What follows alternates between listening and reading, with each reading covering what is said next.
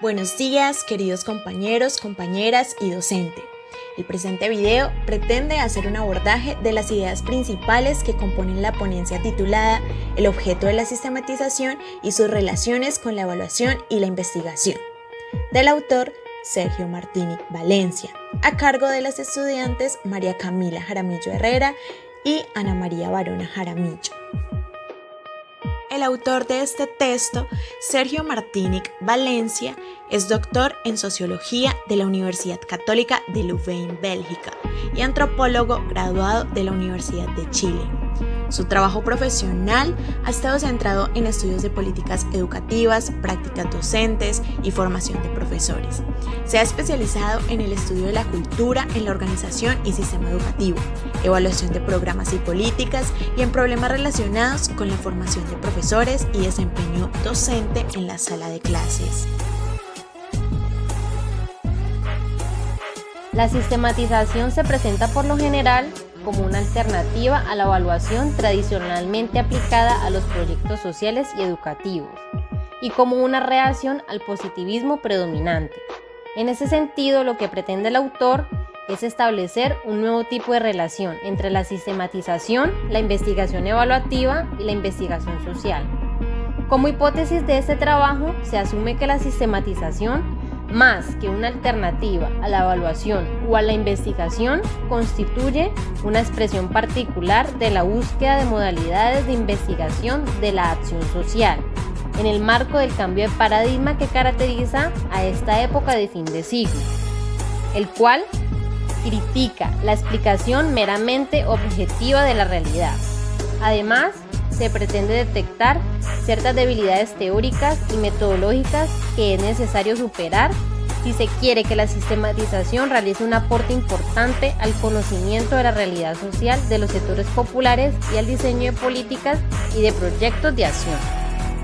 Por tanto, Martínez señala en primera medida que una de las afirmaciones, la cual otorga identidad a las diversas experiencias de sistematización, es su cuestionamiento a la investigación social de tipo positivista, como se ha mencionado, puesto que los estudios realizados desde esta perspectiva, según los críticos, no logran dar cuenta de la naturaleza de los procesos y de los cambios subjetivos que produce una experiencia educativa, pues analizan el plano de la forma o los aspectos externos y descriptivos de una acción, es decir, que se centran en la explicación e identificación de las estructuras objetivas que inciden en dicha acción. Así, contrario a ello, los diferentes enfoques de sistematización proponen una concepción distinta, de tipo comprensivo, en el que las experiencias educativas se entienden como un sistema de acción donde diferentes actores construyen y reproducen sentidos desde sus propios horizontes culturales y sociales. Se trata de acciones sociales situadas donde los actores despliegan interacciones para alcanzar finalidades compartidas. Esta discusión se da no solo en el campo de la sistematización, sino también en la investigación y evaluación. Pues en esta última se ha tendido desde varios postulados a ver una diferenciación entre lo cualitativo y lo cuantitativo. No obstante, el autor afirma que dicha dicotomía, que separa la estructura o el mundo externo y la conciencia o el mundo experiencial del sujeto, termina por disolverse en la investigación social. Pues la diferenciación entre lo cualitativo y lo cuantitativo se ha visto como influyente en la determinación de técnicas y por ende en la orientación paradigmática del investigador.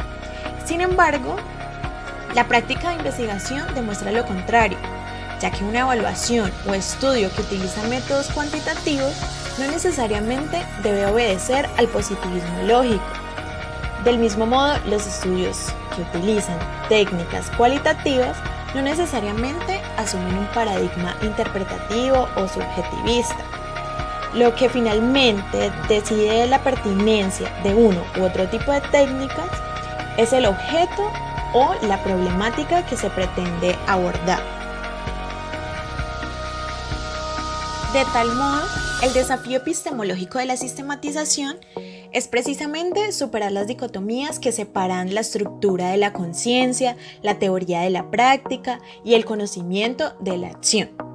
Para ello, deberá definir su objeto de manera diferente y basar su fundamento teórico en una nueva teoría de la acción. De esta manera, el autor establece que el objeto de la sistematización es la acción social, puesto que las representaciones y las categorías de pensamiento no se conciben como principios a priori que estructuran la acción de los sujetos, sino que la evidencia empírica de numerosos proyectos educativos en diversos campos de acción social demuestran que las acciones de las personas y de las organizaciones no cambian como consecuencia automática del aumento de información, ni tampoco el proceso educativo funciona como una actividad instructiva y de transmisión vertical de saberes o de representaciones que van solo de un lado hacia otro. En este sentido, las representaciones sociales deben entenderse como un medio de producción de la realidad que realiza el intercambio comunicativo. No se trata entonces de ideas estáticas que desde fuera entran a la cabeza, sino de significaciones colectivas construidas a través de la práctica comunicativa. En esta relación con la investigación ha existido un acercamiento fructífero con los paradigmas interpretativos y de tipo etnográfico. Aquí se han encontrado conceptos y categorías para la descripción e interpretación de las intervenciones sociales y de sus efectos. Continuando con este tipo de relación, es de gran utilidad la perspectiva que proviene de la etnometodología y del análisis conversacional. Desde esta perspectiva se pone especial atención en la descripción e interpretación de los procedimientos que los sujetos emplean para producir organizada y coordinadamente un discurso en una situación comunicativa determinada. Por tanto, en el último apartado de este texto, Martini realiza una exposición de la importancia de la acción social para la sistematización en relación a la etnometodología. De tal manera, indica que teóricos como Weber y Parsons son caracterizados por abordar la teoría de la acción social. Sin embargo, Goffman y Garfinkel fueron críticos y expresaron que dicha concepción carecía de métodos rigurosos para ser descrita. En efecto, para Garfinkel, esta descripción debe tener como objeto la organización a través de la cual se produce la acción. Es decir, Garfinkel sostiene que los miembros de una sociedad disponen de saberes y métodos para organizar sus interacciones y actuar en la realidad de un modo ordenado y estructurado. Este mismo autor se preocupa por la realización de la acción. Es decir, Garfinkel desarrolla una perspectiva pragmática del sentido y de la racionalidad de la acción, donde el lenguaje mismo se aprende y se estudia como una actividad práctica que engendra su propio orden. Entonces, el interés no está en los motivos individuales o en el porqué de las acciones, sino por el contrario, en el cómo se realizan y coordinan estas acciones. Así, el análisis de las actividades prácticas de los sujetos dará cuenta de las reglas y procedimientos que estos siguen. Citando a Durkheim, este autor dirá que la etnometodología recomienda no tratar los hechos sociales como una cosa, sino considerar su objetividad como una realización social, lo cual Martini considera como fundamental a tener en cuenta en el proceso de sistematización. Para este enfoque, una secuencia de acciones tendrá un norte, tal como lo tienen las palabras en una frase. Por ello, pondrán una atención particular en la estructura de la conversación, asociada a la organización y procedimientos conversacionales y locales para realizar dichas acciones. Para Garfinkel, los hechos sociales son acciones que se llevan a cabo de acuerdo a reglas organizadas localmente. En síntesis, el autor afirma que los planteamientos de esta tradición son de gran utilidad en el campo de la sistematización. Es decir, el lenguaje descriptivo de la acción y la recuperación de las interpretaciones de los métodos de producción de sentidos y de coordinación de acción que se producen en esta última son claves para comprender y comunicar una práctica.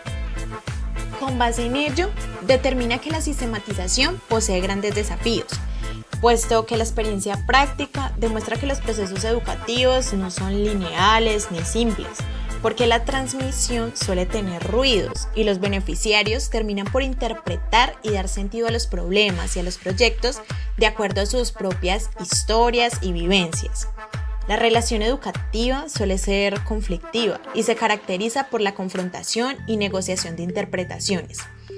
Por tanto, la transformación que se quiere de los sujetos, más que por un convencimiento racional y argumentativo, se relaciona con la calidad de la interacción y con las características y procedimientos empleados en las negociaciones que ocurren. Entonces, la descripción de la acción y de sus resultados se hace más compleja y obliga a poner la mirada sobre el momento de interacción a través del cual se reúne la acción y el discurso en una sola unidad, entendida como la conversación. Así, Martini señala a modo de cierre que para abordar la descripción e interpretación de la acción, la sistematización debe construir puentes con otras tradiciones de investigación, tales como la tradición etnográfica y la denominada etnometodología, debido a que encuentra interesantes aportes como los antedichos que enriquecen el instrumental teórico y metodológico de la misma, lo cual contribuye a que de la lectura e interpretación de discursos pasemos a la descripción y observación de las acciones.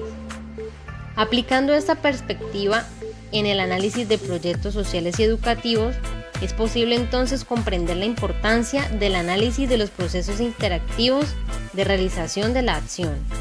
La fuente de este tipo de análisis se encuentra, por un lado, en la observación de reuniones y de las interacciones directas de los educadores con sus grupos de trabajo, y por otro lado, en el registro y análisis de las reflexiones que los propios educadores realizan de su práctica.